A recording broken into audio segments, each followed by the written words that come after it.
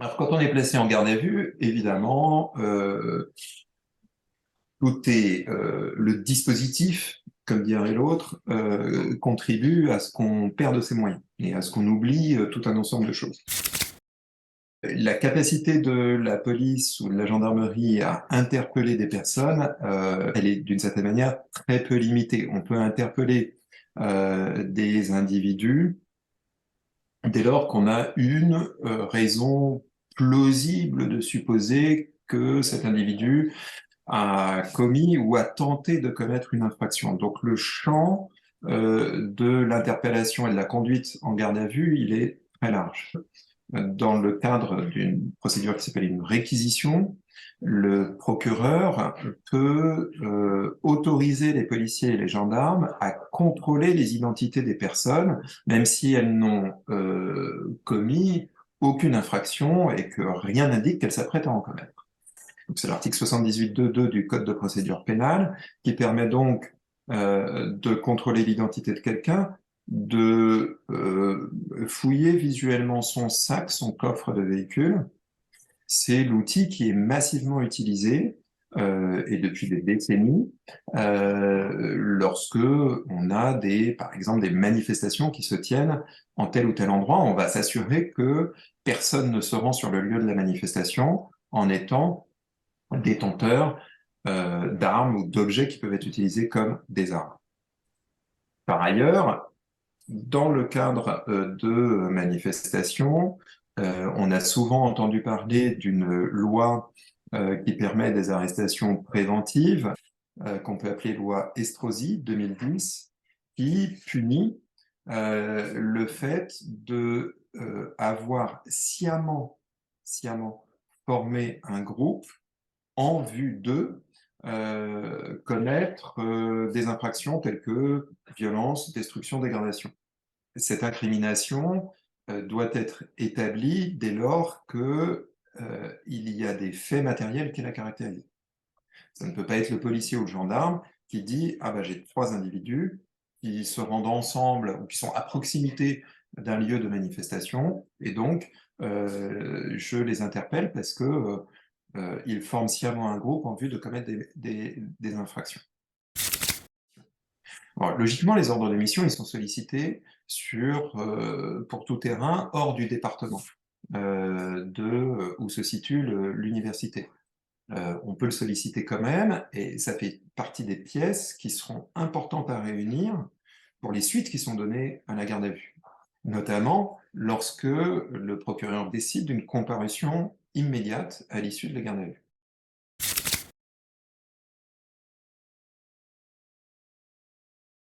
La première, c'est d'avoir noté quelque part le numéro de téléphone de son avocat et d'avoir partagé ce numéro de téléphone d'avocat avec sa direction de thèse.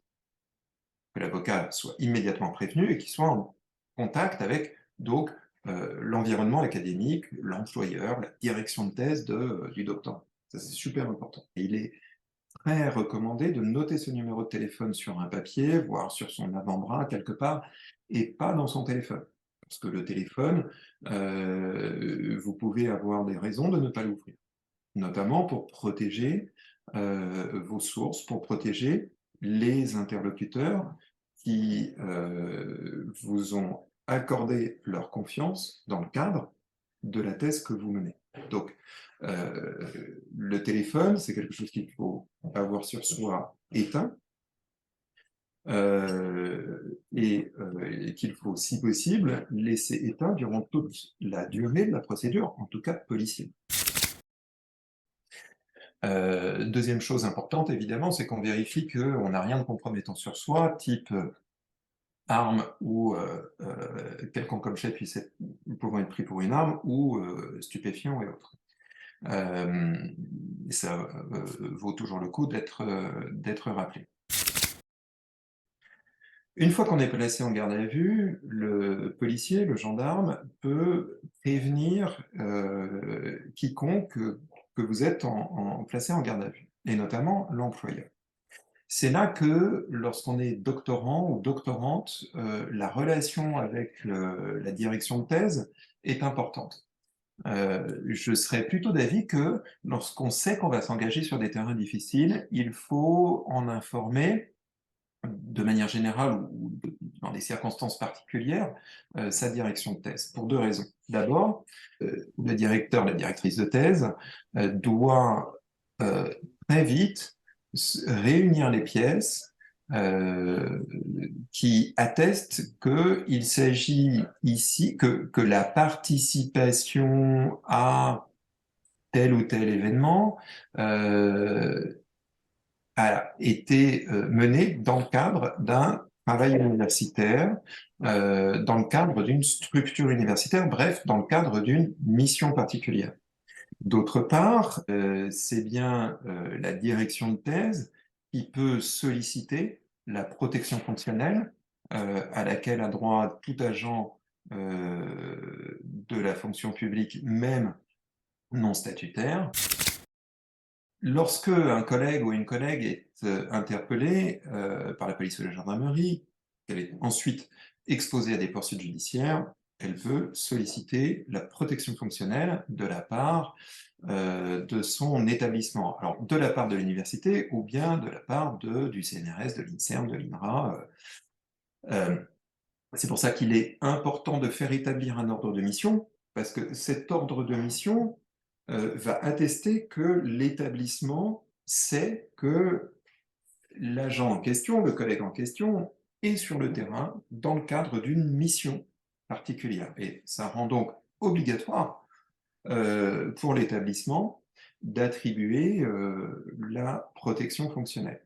Cette protection fonctionnelle peut néanmoins être refusée lorsque les délits pour lesquels la collègue ou le collègue est poursuivi sont détachables du service. Autrement dit, l'un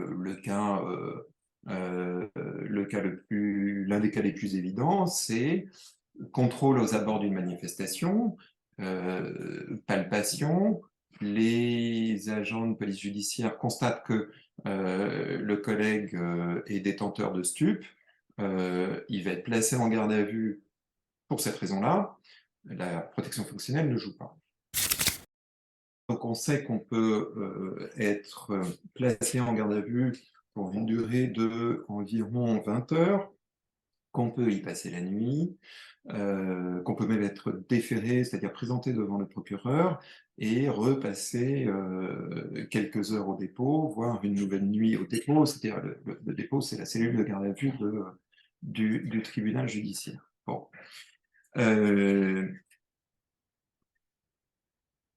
Rien n'oblige la personne placée en garde à vue à répondre aux questions des policiers, sauf les questions qui portent sur son état civil, nom, prénom, date et lieu de naissance, je ne suis pas sûr de l'adresse, et nom des parents. Le fameux droit au silence de la procédure américaine, les policiers ne sont pas dans l'obligation de le notifier à la personne placée en garde à vue, mais ce droit au silence peut être mis en œuvre par la personne en garde à vue. Et dans ces cas-là, ce qu'il convient de dire, ça n'est pas « je ne sais pas », mais c'est « je n'ai rien à déclarer ». Lorsque vous êtes en garde à vue, l'officier de police judiciaire, qui a le procureur au téléphone, va vous proposer de vous présenter au procureur ou au délégué du procureur, généralement un gendarme ou un policier à la retraite, pour vous signifier, alors autrefois un rappel à la loi, aujourd'hui un avertissement pénal probatoire, ou bien pour vous proposer une composition pénale ou une comparution sur reconnaissance préalable de culpabilité. CRPC, composition pénale, avertissement pénal probatoire. Deux remarques sur ces procédures qui vous privent de procès et qui vous privent d'appel. Qui vous privent, je le répète, de la possibilité de faire citer des témoins, notamment votre directeur ou votre directrice de thèse. C'est très important. Ces procédures, elles supposent ou elles impliquent la reconnaissance de culpabilité de votre part. Donc vous avez reconnu les faits. À partir de là, il est très, très difficile pour le milieu académique et pour quiconque de vous défendre. Dès lors que quelqu'un reconnaît les faits, la protection fonctionnelle ne joue plus, puisque des faits délictuels sont reconnus. La personne pourra toujours dire, après que ces faits délictuels ont été commis en lien avec la mission, mais ce sera trop tard, parce que bien souvent, lorsque l'on demande à une personne en garde à vue de reconnaître des faits, c'est pour clore la procédure et pour éviter le procès. Même si, évidemment, vous êtes libéré dans l'heure qui suit. Vous pourrez le regretter, ce d'autant plus que, dans un certain nombre de ces procédures, même s'il ne s'agit pas d'une condamnation prononcée, s'il s'agit d'une mesure, justice transactionnelle, bah, cette mesure, elle peut être inscrite au casier judiciaire. Alors, vous savez qu'il y a 3 répertoires dans le casier judiciaire, B1, B2, B3, qui s'appellent peut-être plus comme ça aujourd'hui. N'oubliez pas, une inscription au casier judiciaire, on n'en mesure jamais vraiment complètement les conséquences, parce que ça veut dire aussi, bien sûr, une inscription au fichier de police, le TAJ. Ça veut dire que tout déplacement, tout contrôle d'identité va être pénible pour vous. Par voie de conséquence aussi, les déplacements éventuels sur des terrains difficiles, sur des terrains compliqués, sur des terrains tendus où il est susceptible d'y avoir une présence policière. L'accès à divers métiers de la fonction publique est soumis à une non-inscription au casier judiciaire. Alors, tout dépend de la gravité de la condamnation, mais de manière générale, il est tout de même recommandé de ne pas avoir d'inscription au casier judiciaire. Alors, et c'est une raison qui plaide, là encore, pour ne pas souscrire à ces mesures de justice transactionnelle qu'on va vous proposer derrière porte close avec le procureur ou son délégué. N'oubliez pas, lorsque une mesure est inscrite, une sanction, et évidemment une condamnation est inscrite au casier judiciaire, vous avez 6 mois pour solliciter une sorte de grâce, c'est-à-dire une non-inscription au casier judiciaire. Le juge peut être amené, ou le tribunal peut être amené à prononcer une condamnation, mais à ne pas l'inscrire au casier judiciaire. Il le fait souvent lorsqu'il s'agit de fonctionnaires. Elle, le plus souvent, peut le faire lorsqu'il s'agit de personnes condamnées aspirant à à devenir agent de la fonction publique. Deuxièmement, de plus en plus souvent, ces procédures ouvrent la possibilité au procureur de prononcer des mesures d'interdiction de paraître pour une durée maximale de 6 mois. Par exemple, vous pourrez avoir interdiction de paraître dans la ville dans laquelle vous menez vos enquêtes.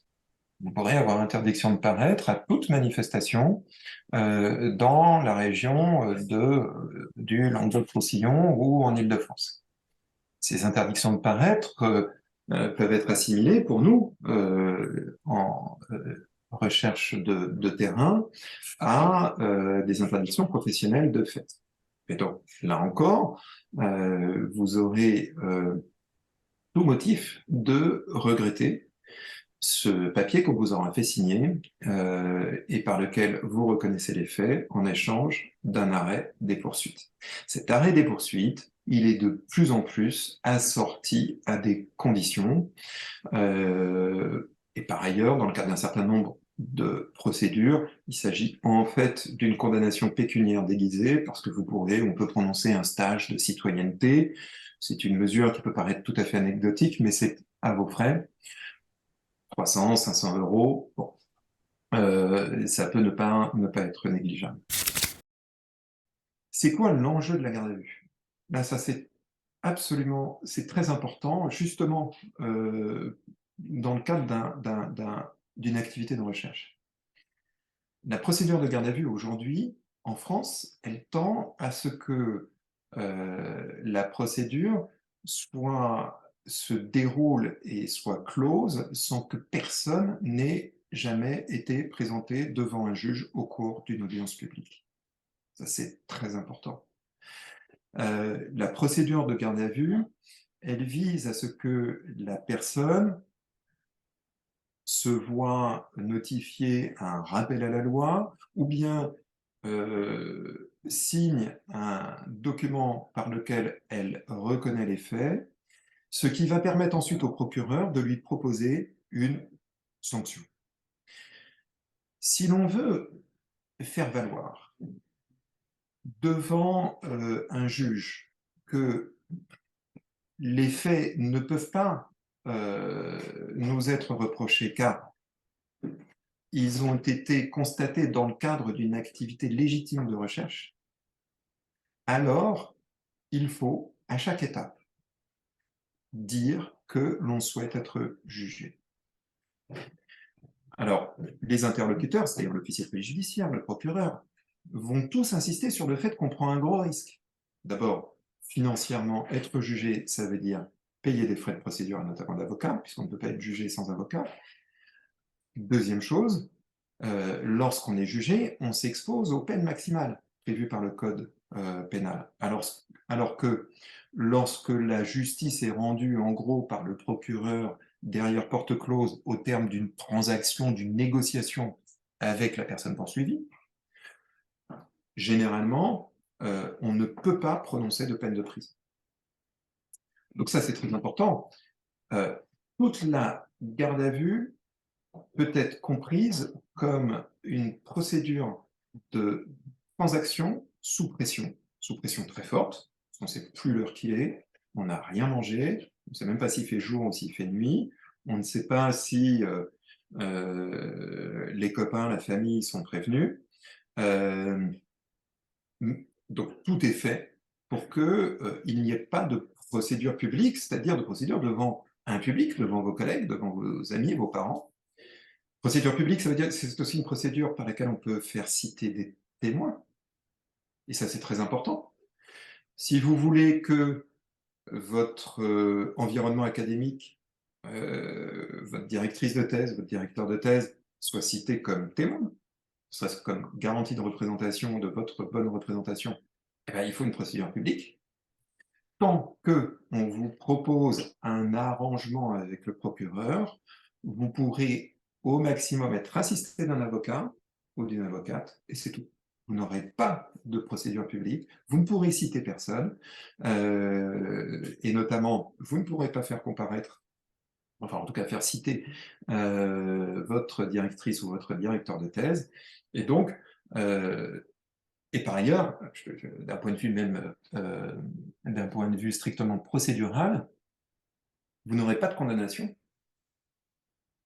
C'est-à-dire que la mesure qui vous sera opposée, l'autorité qui la prononce n'a pas à la justifier.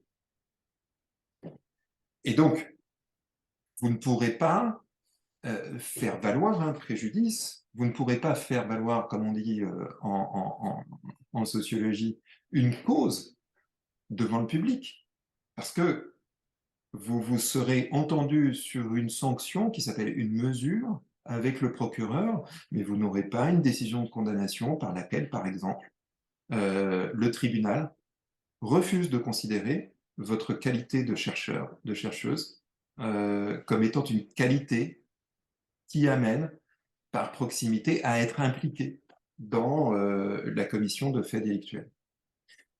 Faire valoir que l'enquête académique, le travail de recherche puisse exposer à la connaissance d'infraction, puisse exposer à la co-commission d'infraction, j'emploie volontiers un terme un peu imprécis, faire valoir ces arguments-là, faire progresser donc la prise en compte de la spécificité de l'activité de recherche dans le cadre de la procédure pénale, ça ne peut se faire que par le truchement d'une procédure publique et par l'exposé dans une condamnation des motivations de la dite condamnation par le tribunal.